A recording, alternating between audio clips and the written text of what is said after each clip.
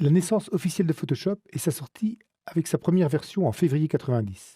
Mais le nom de Photoshop existe déjà avant, pour un logiciel écoulé en petit nombre, avec un matériel d'acquisition extrêmement coûteux.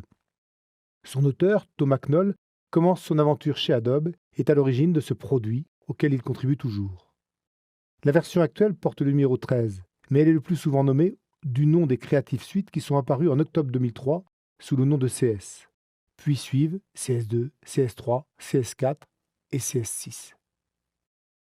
À l'origine de Photoshop, Thomas Knoll a écrit un logiciel capable de convertir les fichiers. Photoshop reste un excellent outil reconnaissant en entrée et en sortie bon nombre de fichiers les plus courants. Il est donc toujours un outil pour convertir. À l'origine, les photographes étaient bien loin d'imaginer être un jour concernés par la révolution du numérique. À ce jour, Photoshop est vraiment un logiciel unique dans ses possibilités et ses caractéristiques. Énormément de corps de métier ou de gens passionnés par l'image l'utilisent. Les dernières versions ont vu une refonte de l'interface, la rendant plus agréable et plus productive. Il n'empêche que le logiciel édité en 2 versions contient plus de fonctions que ce que chacun de nous a besoin.